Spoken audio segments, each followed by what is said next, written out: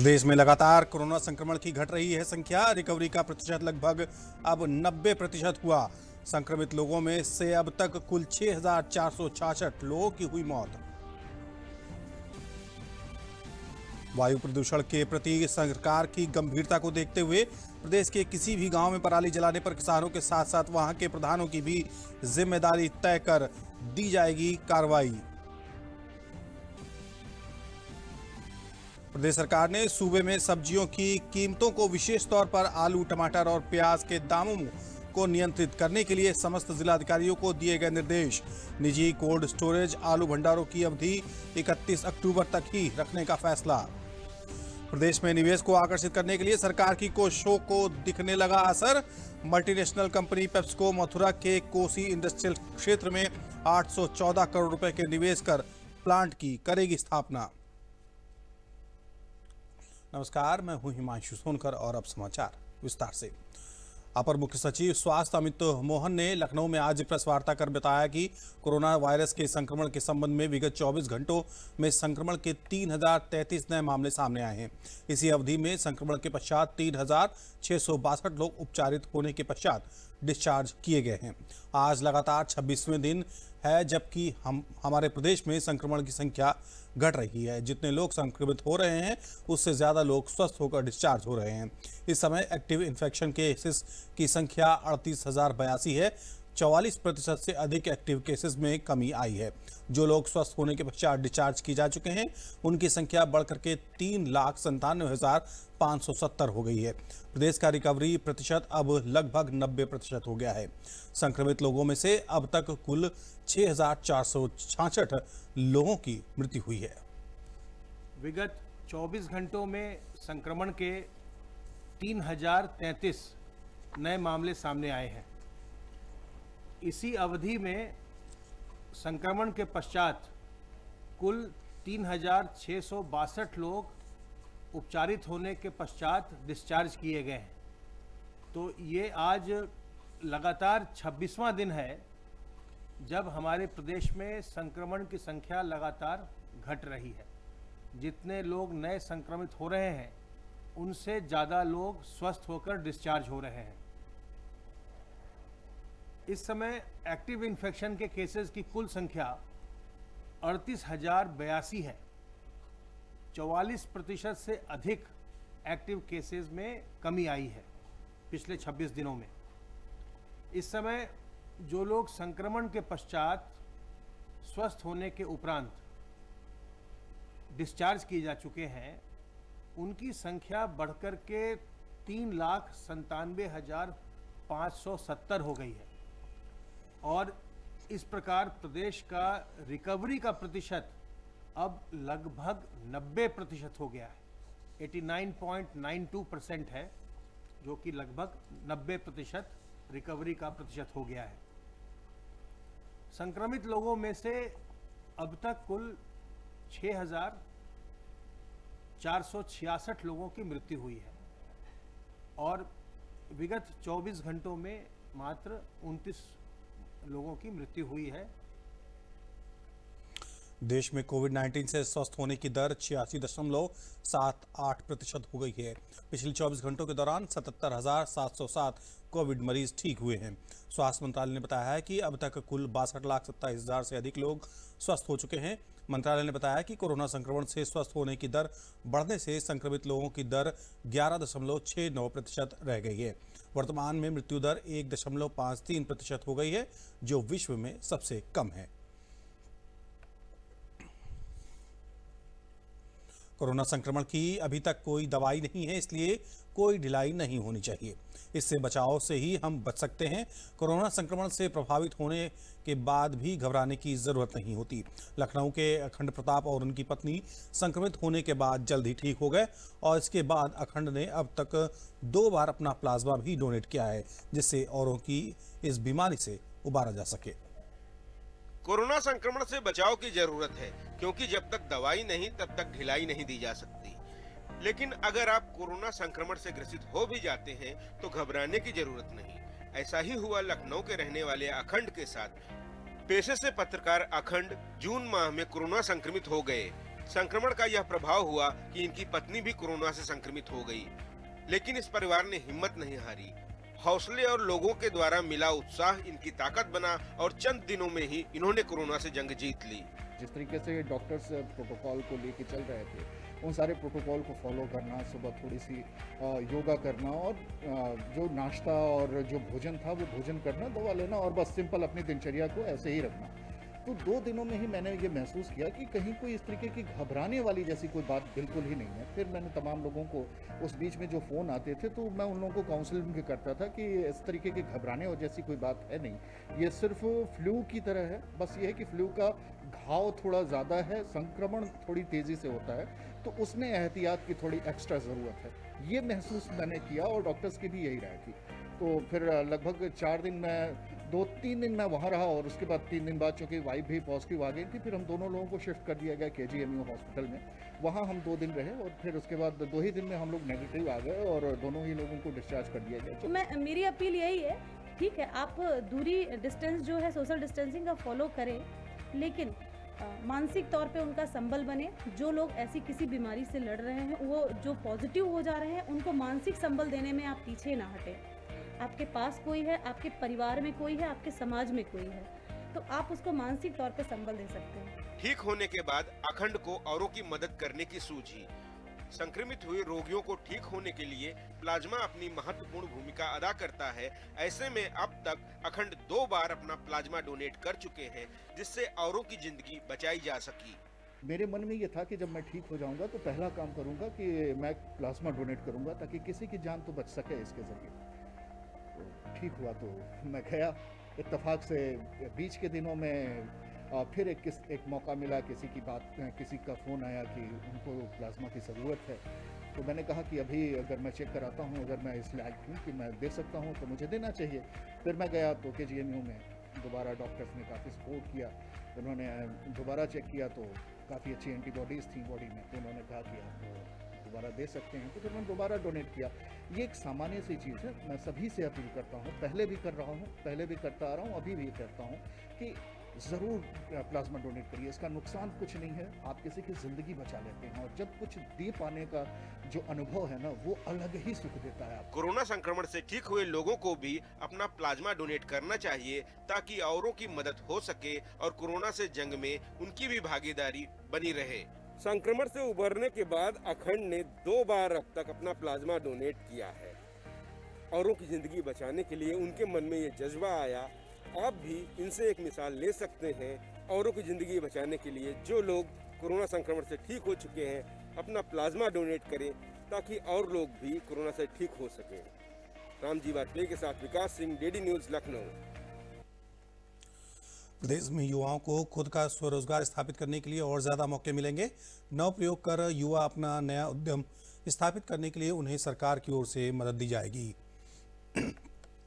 अब तक सूबे में 2850 स्टार्टअप स्थापित हुए हैं और इनकी संख्या अब बढ़कर 10,000 की जाएगी। स्टार्टअप शुरू करने में मदद के लिए कम से कम 100 स्टार्टअप केंद्र स्थापित किए जाएंगे। इसके तहत हर जिले में एक स्टार्टअप केंद्र होगा, जहां पर विशेषज्ञों की देखरेख में युवा नवप्रयोग को मूर्त रूप देगा और साथ ही खुद का रोजगार स्थापित करेंगे। प्रदेश में 18 स्टार्टअप केंद्र स्थापित किए जा चुके हैं और जल्द ही इन केंद्रों का विस्तार हर जिले में होगा। लखनऊ में देश का सबसे बड़ा स्टार्टअप केंद्र स्थापित करने के काम में तेजी लाई गई है। वायु प्रदूषण के प्रति सरकार पहले से ही सतर्क हो गई है। प्रदेश के किसी भी गांव में पराली जलाने पर संबंधित किसान के साथ वहां के प्रधान की भी जिम्मेदारी तय कर कार्रवाई की जाएगी। इस सिलसिले में मुख्य सचिव RK तिवारी ने सभी मंडलायुक्तों और जिलाधिकारियों को निर्देश जारी कर दिए हैं। सोमवार को आयोजित वीडियो कॉन्फ्रेंसिंग में मुख्य सचिव ने कहा कि प्रदेश में किसी भी स्थान पर पराली जलाने की घटना बर्दाश्त नहीं की जाएगी। किसान फसलों के कटने के बाद पराली को मौके पर ही निस्तारित करने के लिए आवश्यक व्यवस्थाएं कराएं। उन्होंने कहा कि लापरवाही करने वाले व्यक्तियों के खिलाफ कठोर कार्रवाई की जाएगी। उन्होंने जानकारी देते हुए बताया कि पराली के निस्तारण के लिए हर जिले में कृषि यंत्र की व्यवस्था की गई है। वायु प्रदूषण को कम करने के लिए कूड़ा, पॉलीथीन आदि भी न जलाए जाए। पराली जलाने से न सिर्फ पर्यावरण को नुकसान पहुंच रहा है, बल्कि ऐसा करने से जमीन की उर्वरा शक्ति भी घट रही है। सरकार ने पराली जलाने पर रोक लगा रखी है, बावजूद इसके किसान खेतों में पराली जलाने से बाज नहीं आ रहे। पराली जलाने के मामले में जनपद एटा के जलेसर क्षेत्र में देखने को मिला है, जहां 11 किसानों ने अपने खेतों में पराली जला दी।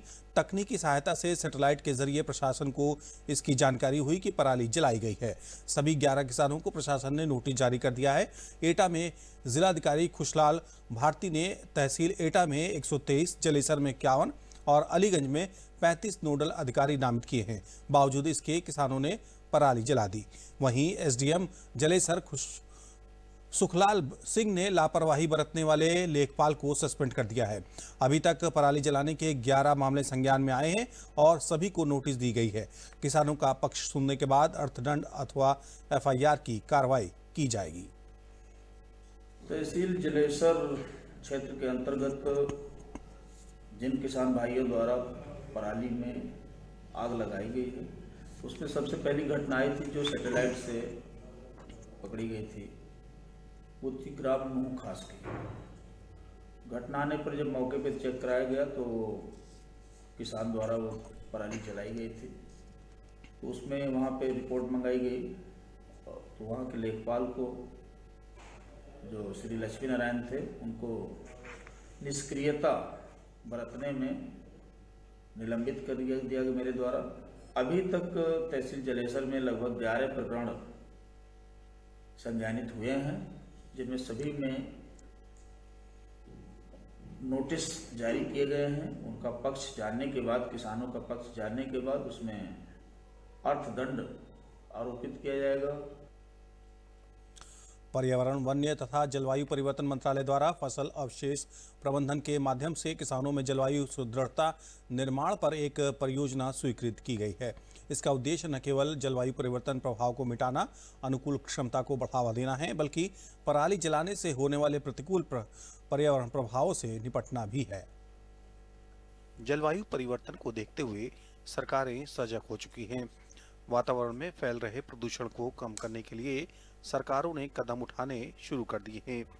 पिछले कुछ वर्षों में ठंड के शुरू होने के समय प्रदूषण का स्तर बहुत अधिक बढ़ जाता है, जिसका एक मुख्य कारण पराली जलाना भी चिन्हित किया गया है। राष्ट्रीय हरित प्राधिकरण और सर्वोच्च न्यायालय द्वारा भी इस पर रोक लगाने के आदेश दिए गए हैं।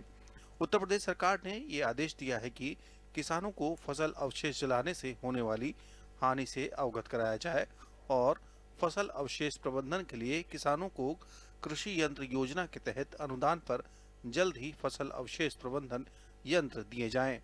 माननीय उच्चतम न्यायालय ने और एनजीटी के माध्यम से भी और उनके निर्देशों के क्रम में राज्य सरकार ने भी ये व्यवस्था की है कि धान की कटाई के पश्चात या जो हमारा गन्ने की फसल के कटाई के पश्चात जो अवशेष हैं उनको जलाना पूरी तरह से प्रतिबंधित कर दिया है। तो मेरा अपील रहेगा सबसे कि कृपया करके पराली ना जलाएं। प्रदेश के अपर मुख्य सचिव कृषि देवेश चतुर्वेदी का कहना है कि किसान भाइयों को सरकार इसके लिए वैकल्पिक व्यवहारों को अपनाने के लिए प्रोत्साहित भी कर रही है। इसके प्रयोग से आजीविका विकल्पों को बढ़ाने में मदद मिलेगी और उनकी आय भी बढ़ेगी। उन्होंने कहा कि वर्तमान में मशीनों के प्रभावी उपयोग के साथ फसल अवशेषों के समय पर प्रबंधन के लिए अनेक तकनीकी उपकरण उपयोग में लाए जा रहे हैं, जिसके लिए सरकार सब्सिडी भी दे रही है। किसान भाइयों बहनों को रबी की बुआई ठीक से हो जाए कटाई के बाद, उसके लिए हमने बहुत बड़ी तरीके से इन सीटू के संयंत्रों को सब्सिडी पे देने की योजना पिछले 2 वर्ष से चल रही है और इस साल भी चल रही है। और बड़ी संख्या में हम लोगों ने कृषि यंत्र जो कि पराली प्रबंधन कर देते हैं, उसका हम लोगों ने गांव-गांव में व्यवस्था की है। लखनऊ के किसान पराली न जलाने की नई तकनीकों के माध्यम से खेती कर रहे हैं और इन किसानों को फसल कटाई के बाद पराली जलाने की जरूरत नहीं पड़ती। पराली यहाँ जलाते नहीं, इसको बटोर के किनारे लगाकर खाद बना देते हैं, नए नुकसान कोई नहीं होता है। तो पराली नहीं जलाता हूँ मैं, लोग ईंट के इसी में खाद बना देता हूँ खेत में, और सरकार की योजना बढ़िया है। हम सबसे कहते हैं कि पराली यहाँ न जलाया जाए, खेत को नुकसान होता है, पॉल्यूशन बढ़ता है बहुत। ये सरकार को हमें बहुत बहुत धन्यवाद मैं कहता हूँ और ये योजना मुझे बहुत अच्छी लगी। पराली जलाने की समस्या मूल रूप से किसानों के अर्थतंत्र से जुड़ी हुई है, इसलिए पर्यावरणीय पक्ष के साथ इस समस्या के आर्थिक पहलू की ओर भी ध्यान देने की जरूरत है, जिसके लिए सुप्रीम कोर्ट ने भी आदेश दिए हैं। Himanshu Sonkar, DD news, Lucknow. अब प्रदेश सरकार ने सूबे में सब्जियों की कीमतों को विशेष तौर पर आलू, टमाटर और प्याज के दामों को नियंत्रित करने के लिए सभी जिलों के अधिकारियों को निर्देश दिए हैं। जिला अधिकारियों से कहा गया है कि वे जिले में निजी कोल्ड स्टोरेज में आलू भंडार की अवधि 31 अक्टूबर तक ही रखें, ताकि आलू, प्याज और टमाटर की आवक और बिक्री की लगातार निगरानी करवाएं, जिससे जमाखोरी ना हो सके। इस संबंध में उद्यान विभाग ने शासनादेश भी जारी कर दिया है। प्रदेश के कई जिलों में जल भराव के कारण सब्जियों का उत्पादन प्रभावित हुआ है, जिससे आलू और टमाटर के भाव में बढ़ोतरी हो रही है। उद्यान निदेशक ने बताया है कि अक्टूबर महीने में के लिए कोल्ड स्टोरेज में करीब 22 लाख टन आलू रखा गया है। समाचारों में आगे बढ़ने से पहले लेते हैं एक छोटा सा विराम। घरियों भर की देरी बच्चन पर पड़ जाला भारी, कि तो जान पे बनी आवे कि तो जिंदगी भर लाचारी। झोला छाप और झाड़ फूक के चक्कर में ना पड़िया, अस्पताल लइहा बच्चन के एमे देर न करिहा भैया, एमे देर न करिहा। हाँ, बुखार में देरी पड़ी है भारी, फौरन शुरू हो उपचार, तो काहे होखे दिमागी बुखार।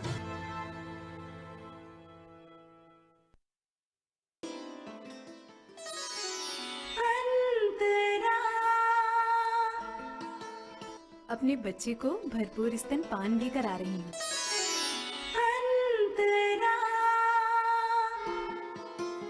सुखमय जीवन के लिए त्रैमासिक गर्भ निरोधक इंजेक्शन अंतरा अपनाएं। परिवार नियोजन में अपनी जिम्मेदारी निभाएं। अधिक जानकारी के लिए अपने निकट की आशा से संपर्क करें। एनएचएम और सिप्सा द्वारा जनहित में जारी। एक पल की देरी बच्चे पर पड़ती है भारी, या तो जान पे बन आए या जीवन भर लाचारी। झोला छाप और झाड़ फूक के चक्कर में नहीं पड़ना, अस्पताल लाना बच्चे को, इसमें देर न करना भैया, इसमें देर न करना। हाँ, बुखार में देरी पड़ेगी भारी, फौरन शुरू हो उपचार, तो क्यों होगा दिमागी बुखार।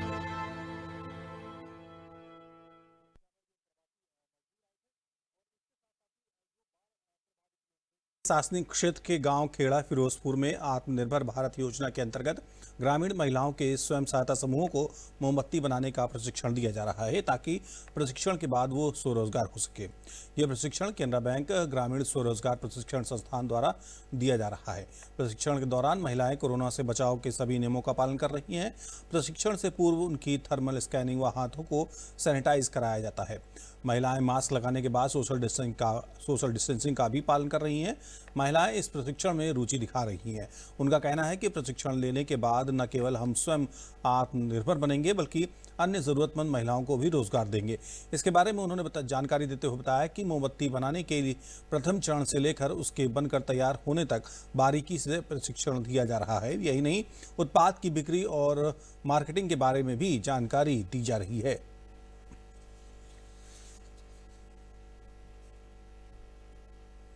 हमारी जो महिलाएं हैं, यानी हम सब बेरोजगार थे, सब बड़े परेशान रहते थे हम अपने खर्चे के लिए, तो इसलिए हम अपने पैरों पर खड़े हुए और हम अपना मोमबत्ती का कार्य कर रही हैं। हमारी जो केनरा बैंक से बहनें आई हैं और भाई भी जो आए हैं सर, वो हमको सिखा रहे हैं और ट्रेनिंग का कार्य पूरा हो रहा है। मोमबत्ती के उन्होंने आज प्रैक्टिकल में यानी उन्होंने ट्रेनिंग दी है और मोमबत्ती बनाने का कार्य हमारा पूरा किया है।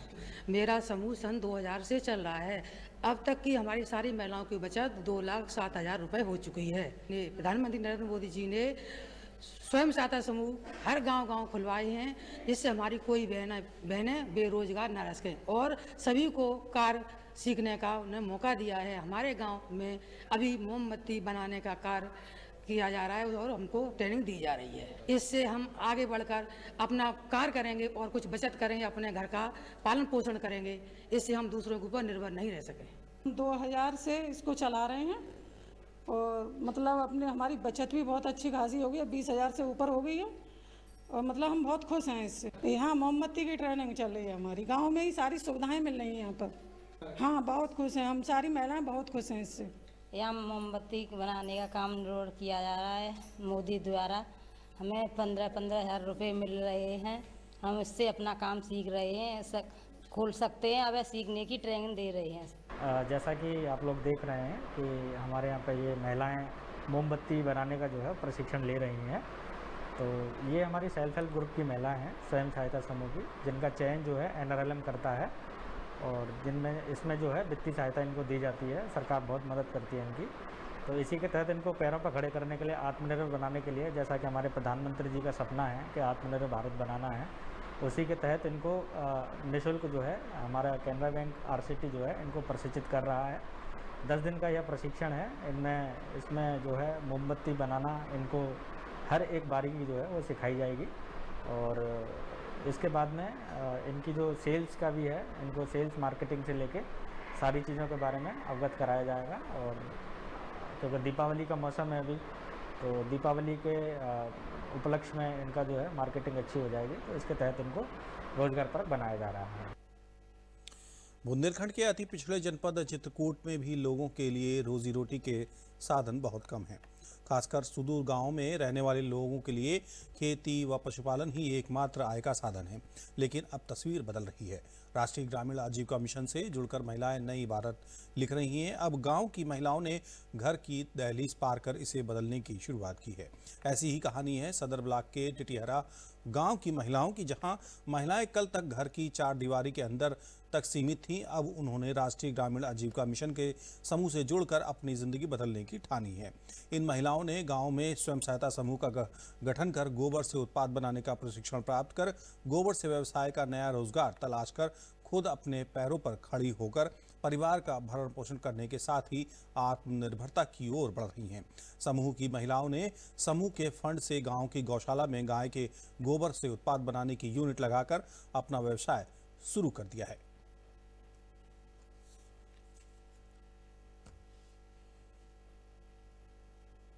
पहले मिला 1500 रुपए, तो उसमें से लाए बक्सा और दरी। फिर मिला RF रुपए का 15,000 रुपए।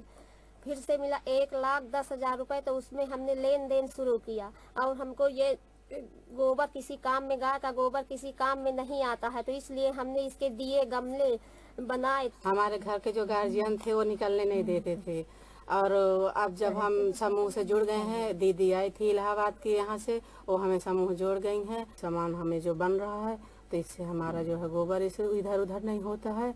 और जो है हमारे महिला समूह में 13 महिलाएं हैं, सब दीदी सारी मिलकर ये सब काम कर रही हैं। लेकिन अब ये जो बना रहे हैं, इससे अभी 1 लाख की मांग आई है, तो अब हम सोच रहे हैं कि और ज़्यादा ये जो है कार्य कर रहे हैं, तो इसको बढ़ाएं आगे, और आगे चल के जो है हम और सफल हों। मैं अपना जब से समूह में जुड़ी हूँ, तो दीपक है, गमला है, ये सारा चीज़ गणेश लक्ष्मी बना रही हूँ। इसमें अपने बच्चे का इसका पेट पालने के लिए कर रही हूँ। अपना जीवन यौवन के लिए आत्मनिर्भर। मच्छर के लिए है बना है ये धूप। इस पे जो है हमने 4 प्रकार के मिलाए हैं। नीम पत्ती है और कपूर केसरी है, और जो है इस पे गरम पत्ता, तेज पत्ता, जटामासी। इससे जो है सुगंध भी बहुत अच्छी है, और जैसे कि वो हम जो जलाते हैं उससे जो है वातावरण में प्रदूषण होता है। इससे वातावरण में प्रदूषण नहीं होगा, क्योंकि ये शुद्ध गाय की गोबर की है। ये इससे स्वच्छ रहेगा और खुशबू भी आती है अच्छे से। पहले जब हम लोग जो समूह में जुड़े थे, उसके पहले हम लोग घर से कहीं बाहर नहीं जाते थे, कभी भूले भटके ही घर से निकलते थे। आज हम लोग जो है घर से बाहर जाते हैं और बड़े बड़े अधिकारियों से मिलते हैं। बातचीत करने में अब हमें डर नहीं लगता, जब से हम इस समूह में जुड़े हैं तभी से।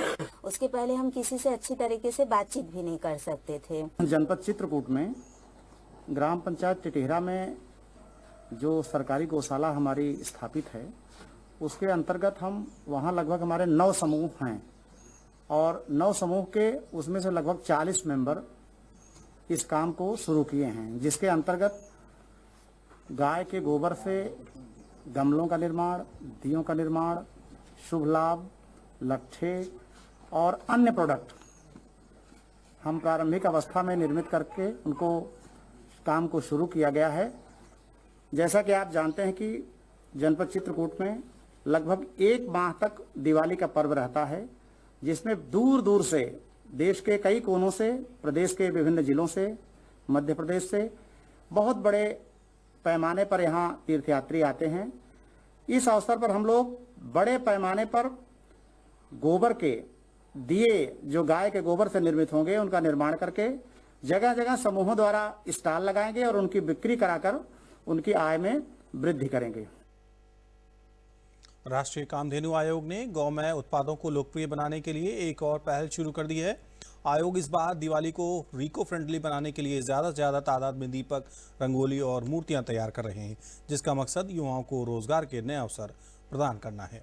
गौमय गणेश अभियान की अपार सफलता एवं जन जागृति से उत्साहित होकर राष्ट्रीय कामधेनु आयोग ने अब गौमय दीपक और अन्य सामग्रियों को आम जनता के बीच लोकप्रिय बनाने की पहल शुरू की है। इसके मद्देनजर राष्ट्रीय स्तर पर कामधेनु दीपावली अभियान मनाने का संकल्प लिया गया है। इस पहल का मकसद साफ है कि इस बार की दीपावली पूरी तरह से इको फ्रेंडली हो। इस बार अपने घर में गाय के गोबर से बने दीपक ही प्रज्वलित हो। हमारा अभियान वैसे पिछले 1 महीने से चल रहा है। हर एक स्टेट वाइज हमारा टीम बन गई है और टीम ही टारगेट देती है। गौ माता में 33 कोटि देवता का वास है, तो जैसे जैसे हमारा अभियान आगे बढ़ता गया तो हमें लगा कि 33 करोड़ तो दिए हम इजीली बना पाएंगे। इस मुहिम में अब तक 15 राज्य जुड़ चुके हैं और उनका मकसद हर घर में गोमय दीपक को पहुंचाना है। गाय के गोबर से जुड़े उत्पादों को तैयार कर रहे व्यवसायी इसे एक सार्थक कदम मानते हैं, जिससे कि युवाओं को रोजगार के नए अवसर प्रदान होंगे। इस टाइम अगर आप सामने देखेंगे तो ये गिफ्टिंग के रूप में भी हमने इसको प्रिपेयर किया है कि लोग ऐसी चीज़ घर पे ले जाएं जो इको फ्रेंडली हो, क्योंकि इसका कोई भी केमिकल इफेक्ट्स नहीं है कहीं पे भी। इसमें सब चीज़ जो बनी है वो बिल्कुल ही गौ में से बनी हुई है। गायों को गोबर को परचेज करता हूँ, उसको खरीद के लेके आता हूँ और उसका पूरा प्रोसेस करके और करीब हम 100 तरह के उत्पाद हम जो है अपने इस गोबर से बना रहे हैं। देश का हर नागरिक आत्मनिर्भर बने, इस पहल में गोमय के उत्पादों की भी अहम भूमिका होगी। नगरपालिका रायबरेली और नगर पंचायत लालगंज, डलमऊ, बछरावा और सलोन के पथ विक्रेताओं को प्रधानमंत्री स्ट्रीट वेंडर आत्मनिर्भर योजना से 10,000 रुपए का ऋण प्रदान कर आत्मनिर्भर बनाए जाने का अभियान युद्ध स्तर पर शुरू कर दिया गया है।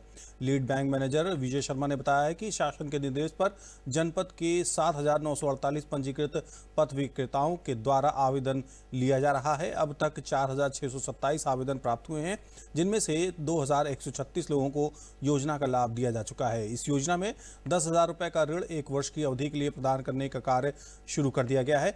आवेदक यदि समय से पूर्व अपने ऋण की अदायगी करता है तो उसके ऋण में लगने वाले ब्याज में 7% सब्सिडी दी जाएगी। कोरोना काल में संकट के समय प्रधानमंत्री द्वारा आत्मनिर्भर बनाने की इस योजना से पथ विक्रेताओं में खुशी व्याप्त है। योजना का लाभ पा चुके राजकुमार, शिव प्रकाश, दीपेंद्र और अन्य ने बताया है कि इस संकट की घड़ी में ये पैसे उनके लिए किसी संजीवनी से कम नहीं है। इस पैसे से उन्होंने दुकान में माल भरकर डूबते व्यवसाय को बचाने का काम किया है।